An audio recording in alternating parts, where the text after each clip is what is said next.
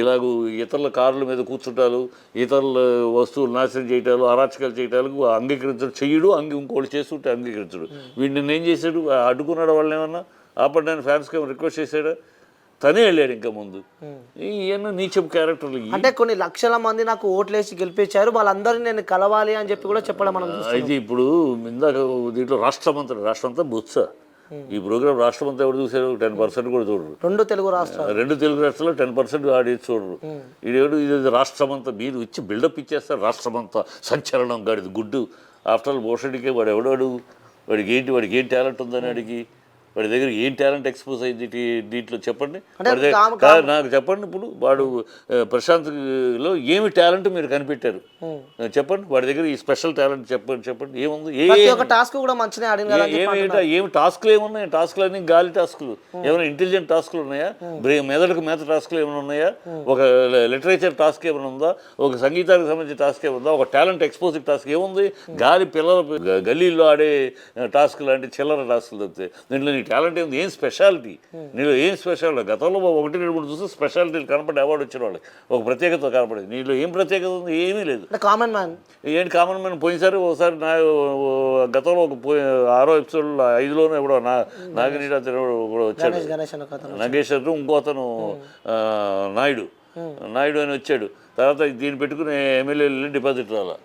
వీళ్ళు common man అంటే ఉన్న పేరు వాడకంటూ కామన్ మ్యాన్ రాము ఈ పేరు వాడేసుకున్నాడు. రైతులకి నా అవార్డు రైతులకు ఇచ్చేస్తాను అని ఒక 35 లక్షలు వచ్చినా మనం మొత్తం రైతులకు ఇస్తాను, రేపు ఇస్తాడు రైతులకి. ఎవరు అది కూడా రాసి చెప్తారు. రేపు ఎవరినో వాళ్ళని ఎవరినో పిలుచుకొచ్చి వాళ్ళని ఇదిగో రైతుకి ఇస్తానని ఇచ్చి అది ఇలా ఇస్తాడు. అది వెనకాల నుంచి మళ్ళీ వీడికి వస్తాయి. ఇలాంటి డ్రామాలు చేసి నీచపు క్యారెక్టర్లు వీళ్ళందరూ. అదే బయటపడిపోయిందిగా ఎలక్షన్ ఓటింగ్ అవగానే. వీడిని గురించి ఎందుకు మీరు వీడిని ఇంత ఫోకస్? వీడికి ఎందుకని మీరు ఇంత ఒక సామాన్య జనాలు తలుచుకుంటే ఏదైనా చేయొచ్చు అన్నదానికి నిదర్శనం పల్లవి ప్రశాంత్. అదే సామాన్య ప్రజలు ఏ నీచమైనా చేయొచ్చానా? ప్రశాంత్ని మీరు ఆదర్శంగా చూపిస్తే సామాన్య వాడు ఎంతైనా ఇచ్చి ఇలాగ పబ్లిక్ ప్రాపర్టీ నాశించి అరాచకాలు విరాచకాలు సృష్టించవచ్చు. వాడికి చేతనం ఉంది. రౌడీలే కాదు సామాన్యుడు కూడా రౌడీతనం చేయొచ్చు అనా? అదే మీరు ఫోకస్ చేస్తుంది, అదే మీరు చూపిస్తుంది. ఇది ఇడియాటిక్ ప్రోగ్రామ్, ఒక క్షుద్రమైన నీచమైన నికృష్టమైన జస్ట్ ప్రోగ్రామ్. ఆ బిగ్ బాస్ ప్రోగ్రామ్ గురించి మీరు చిల్లర ప్రోగ్రామ్ అని చెప్పి ఎంత విమర్శిస్తున్నారు మీరు? సో మరి ఎందుకు అంతమంది ప్రేక్షకులు దాన్ని ఆదరిస్తున్నారు? ఎంతమంది ప్రేక్షకులమ్మా, ఎంతమంది గతంలో పోలిక చూస్తే నాగార్జున కోసం చూస్తున్నారు, యూతులు చూస్తున్నారు, ఇంటర్నెట్లో బూతులు చూస్తున్నారు, యూతులు ఎంతమంది చూస్తున్నారని బూతులు ప్రోగ్రామ్ ఇంటర్నెట్లో గొప్పది అంటావు నువ్వు?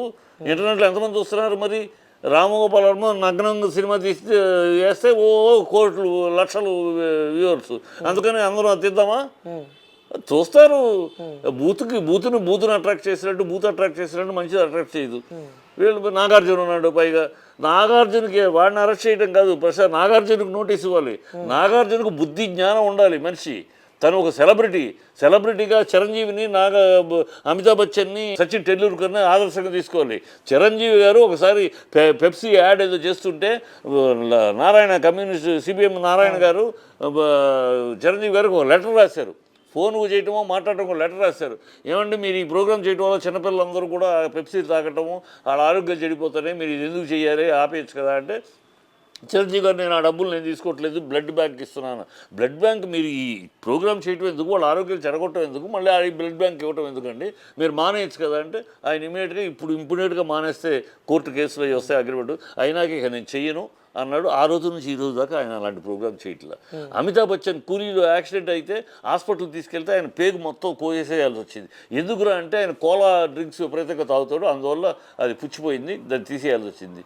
దాంతో ఆయన నెక్స్ట్ ఇమ్మీడియట్గా కోలా అడ్వర్టైజ్మెంట్ నేను చెయ్యను, ఇలాంటి ప్రోగ్రామ్స్ నేను చేయను అని చెప్పి అప్పటి నుంచి ఇప్పటిదాకా ఆయన ఇలాంటి సమాజానికి చెడు చేసే ఏ ప్రోగ్రాము చేయట్లేదు. సచిన్ టెండూల్కర్ ఏనాడైనా ఒక ఇలాంటి ప్రోగ్రామ్ నేను చూసాను, డీసెంట్ ప్రోగ్రామ్ చేస్తారు. ఒక సెలబ్రిటీగా నీకు ఒక బాధ్యత ఉంది. సెలబ్రిటీగా నిన్ను ఎందుకు పిలిచారు? ఇంకెవడో నాగార్జున కాకుండా ఎవడన్నా ఇంకోటి వేరే మామూలుగా సెలబ్రిటీ కాకుండా మామూలుగా ప్రోగ్రామ్ నడపమండి. కుక్కలు కూడా చూడ ఆ ప్రోగ్రామ్. నాగార్జున ఉన్నాడు కనుక ఏదో చూస్తున్నారు. ఆ ప్రోగ్రాముకి నీకు బాధ్యత ఉంది. నువ్వు ఇలాంటి అశ్లీలత ఏంటి, ఈ డబుల్ మీనింగ్లు ఏంటి, ఈ బెడ్ మీద ఒకళ్ళ పడుకుంటాం ఏంటి, ఈ దరిద్రం ఏంటి, ఇలాంటి ప్రోగ్రాములకి నేను చెయ్యను 2 గంటల ప్రోగ్రామ్ చూస్తేనే ఇంత దారుణంగా ఉంది, 24 గంటల కనుక మీరు మొత్తం చూస్తే ఏమైపోతుంది, నేను చెయ్యను, ఏమి కరెక్ట్ చేయండి అని అనాలి. నాకు డబ్బులు వస్తాయి, నాకు పేమెంట్ ఇస్తారు, నా స్టూడియోలో షూటింగ్ సెట్ జరుగుతుంది, నాకు వచ్చేది వస్తుంది, ఎవరెటు పోతే నాకు అనుకుంటే నువ్వు సెలబ్రిటీగా బుద్ధి లేదు నీకు.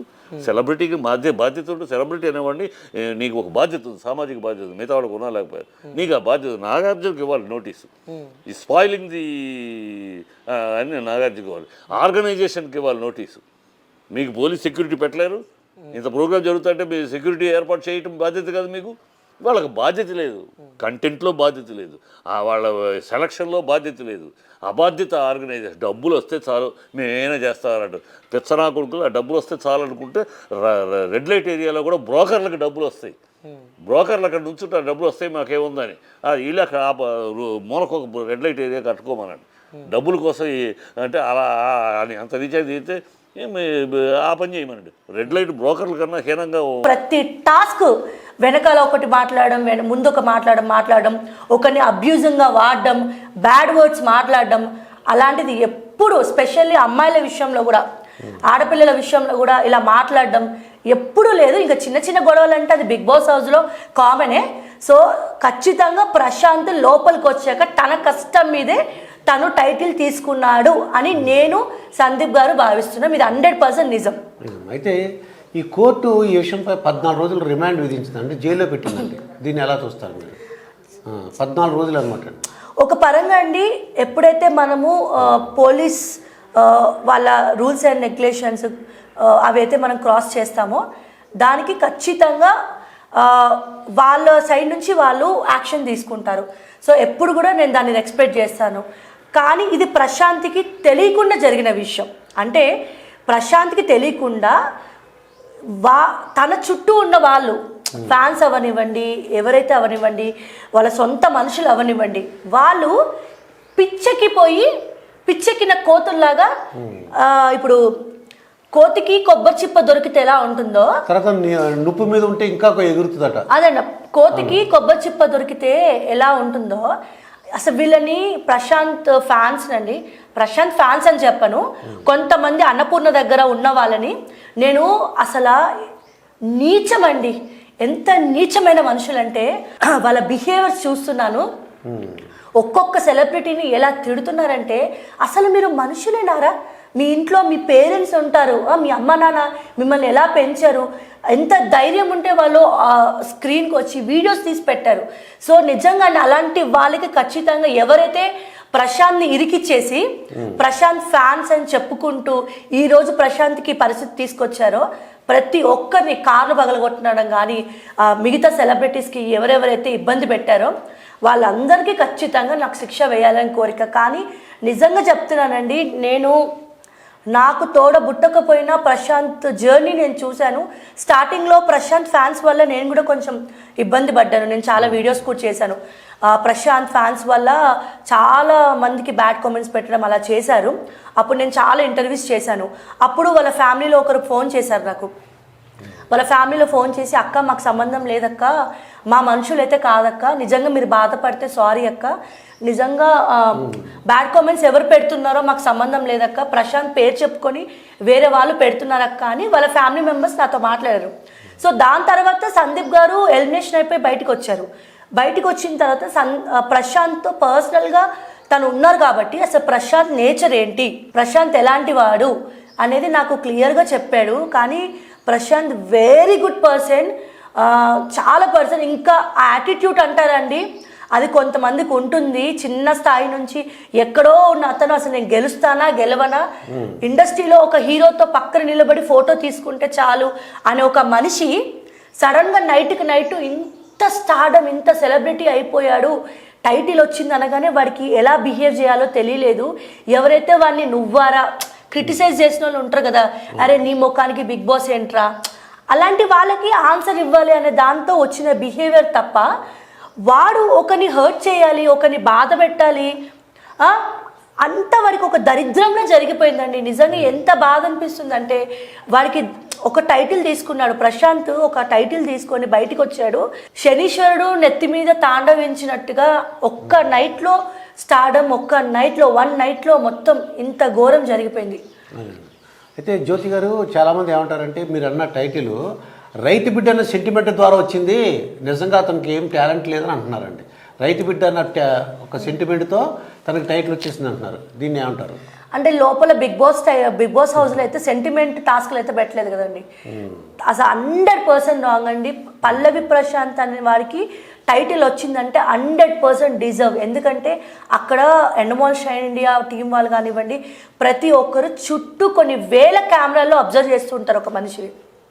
సో వాళ్ళేమంతా ఈజీగా ఒక మనిషికి టైటిల్ ఇచ్చారు కదండి. సో ఒక మనిషికి టైటిల్ బిగ్ బాస్ లాంటి ఇంతమంది స్టార్ సెలబ్రిటీస్ ఉన్నారు. ఇప్పుడు అక్కడ అందరికన్నా మోస్ట్ సీనియర్ శివాజన్న గారు ఉన్నారు. సో అలాంటి శివాజన్న గారికి కూడా కాకుండా ఎంతోమంది వాళ్ళ ఛానల్ వాళ్ళు ఉన్నారు, సెలబ్రిటీస్ ఉన్నారు. వాళ్ళందరినీ పక్కన పెట్టి పల్లె ప్రశాంత్కి టైటిల్ ఇచ్చారంటే నాట్ ఓన్లీ సెంటిమెంట్ అండి. ప్రశాంత్ కష్టపడ్డాడు, ప్రతి ఒక్క విషయంలో తను తన 100% ఇచ్చి ప్రతి ఒక్క టాస్కులు గెలిచి చాలా కష్టపడి ప్రతి ఒక్కరి మనసుల్ని గెలిచి ఓట్లు వేయించుకొని ప్రశాంత్ గెలిచారండి. ఇందులో ఎలాంటి మొహమాటం లేదు. అయితే ఆట సందీప్ మాస్టర్ గారు, మీరు ఇతనితో జర్నీ అసలు ఏ విధంగా సాగింది, ఎందుకు సపోర్ట్ చేయవలసి వచ్చింది మీరు? అసలు ఇప్పటి వరకు నేను ప్రశాంత్ని డైరెక్ట్గా నేను కలవలేదు. ప్రశాంత్ ఎవరో కూడా నాకు తెలియదు. కాకపోతే సందీప్కి బాగా తెలుసు.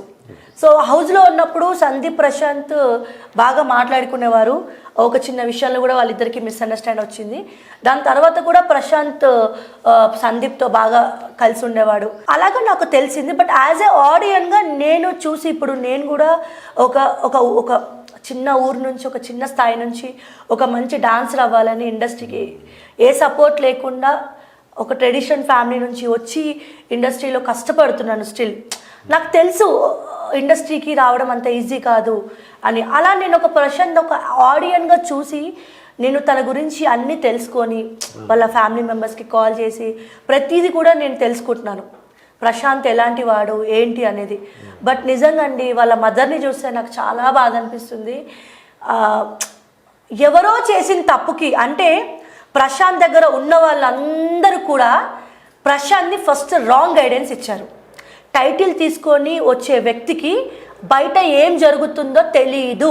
ఇప్పుడు సందీప్ కూడా, నా భర్త కూడా 60 రోజులు లోపలుండి బయటికి వచ్చినప్పుడు నా మాటే విన్నాడు. ఇప్పుడు ఎక్కడికి రమ్మంటే అక్కడికి వచ్చారు, ఎలా చేద్దాం, బయట ప్లానింగ్ మొత్తం నేను చేసింది తప్ప సందీప్కి తెలీదు. ఎందుకంటే వాళ్ళకి బయట ఏం జరుగుతుందో తెలీదు. సో మేము ఆల్రెడీ ఇండస్ట్రీలో ఉన్నాం కాబట్టి మాకు రూల్స్ అండ్ రెగ్యులేషన్స్ తెలుసు కాబట్టి, మాకు బయట ఇలాంటి ప్రాబ్లమ్స్ వస్తాయని తెలుసు కాబట్టి మేము ఒక ప్లేస్లో పెట్టుకున్నాం. అందరినీ అక్కడిగా మీడియా వాళ్ళని పిలిచి కూర్చోపెట్టి మాట్లాడి ఒక హెల్దీగా మేము చేసుకున్నాం. వాళ్ళకంత నాలెడ్జ్ లేదు. వీళ్ళందరూ ప్రశాంత్ పక్కన ఉన్న వాళ్ళందరూ కూడా కొంతమంది అన్ఎడ్యుకేటెడ్స్ ఉన్నారు, కొంతమంది మాస్ పీపుల్ ఉన్నారు, కొంతమంది అయితే ఇంకా రెచ్చిపోయి తనకి టైటిల్ రావడం ఏంటో కానీ వీళ్ళకి వచ్చినంత పిచ్చిలో వీళ్ళు ఉన్నారు. సో ఇదంతా ప్రశాంత్కి బ్యాడ్. నిజంగా ప్రశాంత్ కనుక ఆ టైంలో ఒక్కసారి బిగ్ బాస్ టీం వాళ్ళు చెప్పిన మాట కానీ వినుండి, మన వాళ్ళు బిగ్ బాస్ వాళ్ళు ఏదైతే చెప్పారో బ్యాక్ గేట్లో నుంచి వెళ్ళిపో ప్రశాంత్ అన్నప్పుడు వాళ్ళ మాట వినుంటే కనుక ఈరోజు ప్రశాంత్కి పరిస్థితి వచ్చేది కాదు. కేవలం తన చుట్టూ ఉన్న మనుషులే తనకి ఈరోజు శత్రువులు అయ్యారు. ఈరోజు ప్రశాంత్ అంత కష్టపడి టైటిల్ కొట్టి హౌస్కి వెళ్ళి ఇప్పుడు మళ్ళీ జైలుకి వెళ్ళడానికి ఏకైక కారణం తన చుట్టూ ఉన్న మనుషులు రాంగ్గా గైడెన్స్ ఇచ్చారండి. అంతకు మించి ప్రశాంత్కి ఏమీ తెలీదు. అయితే జ్యోతి గారు ఇప్పుడు విపరీతమైన ట్రోల్స్ చేస్తున్నారండి, అంటే ఇతను జైలుకి వెళ్ళాడని చెప్పి విపరీతమైన ట్రోల్స్ అనమాట. ఈ ట్రోల్స్ వాళ్ళపై మీరు ఏమంటారు? ఇంకా ఈ ట్రోలర్స్ అంటే అండి, ఈ ట్రోలర్స్కి అదే ఫుడ్. వాళ్ళని మనము అనడానికి లేదు, లెట్ దెమ్, వాళ్ళు ట్రోల్స్ చేసుకుంటారు. ఎందుకంటే వాళ్ళ ఫుడ్ అదే. వాళ్ళు ట్రోల్స్ ఒకటి మంచి అయినా ట్రోల్స్ చేస్తారు, చెడైనా ట్రోల్స్ చేస్తారు. సో మొన్నటిదాకా ప్రశాంత్ మంచోడు రైతు కొడుకు సింపతి అని చేశాడు. ఒక మనిషి గురించి ఎప్పుడైతే ఒక చిన్నది తెలుసుకోకుండా నెగిటివ్ వచ్చింది అనుకోండి, ఇంకా ఆ మనిషిని చెడు చేయడం అనేది కామన్ అండి. సో ఈ ట్రోలర్స్ గురించి నేనేం మాట్లాడదలుచుకోలేదు, వాళ్ళ ఎంజాయ్మెంట్ వాళ్ళది. కానీ కొంతమందిని చాలా ఈ ట్రోల్స్ వల్ల చాలా ఇబ్బంది పెడుతూ ఉంటారు. పాపం అమర్ని అయితే చాలా పైశాచిక ఆనందం ఏంటో తెలియదు కానీ చాలా ట్రోల్ చేశారు అమర్ని. సో ఇలా సెలబ్రిటీస్ని ట్రోల్ చేసి వాళ్ళు అందులో ఏం హ్యాపీనెస్ పొందుతారో నాకు తెలియదండి. అది వాళ్ళ జాబ్, ఇంకా వాళ్ళకే వదిలేస్తున్నాను. నేను వాళ్ళ గురించి ఏం మాట్లాడలేను. ఇదండి జ్యోతి గారు, ఆటా సందీప్ వైఫ్ జ్యోతి గారు ఇక్కడ సాయిబాబా గుడికి వచ్చి దేవుడు మొక్కుకొని పల్లవి ప్రశాంత్ ఆనందంగా బయటకు వచ్చేయాలి, జైలు నుంచి బయట రావాలి, ఎటువంటి ఇబ్బందులు పడుకోకుండా ఆ టైటిల్ పొందినందుకు సంతోషంగా ఉండాలని చెప్పేసి ఈ ఏర్పడిన ఇబ్బందులన్నీ కూడా ఏమి ఉండకూడదని దేవుడిని మొక్కుకున్నా అని జ్యోతి గారు చెప్తున్నారండి. మరొక వీడియోతో మీ ముందుంటాను. మీ దుర్గాప్రసాద్ మాస్టర్.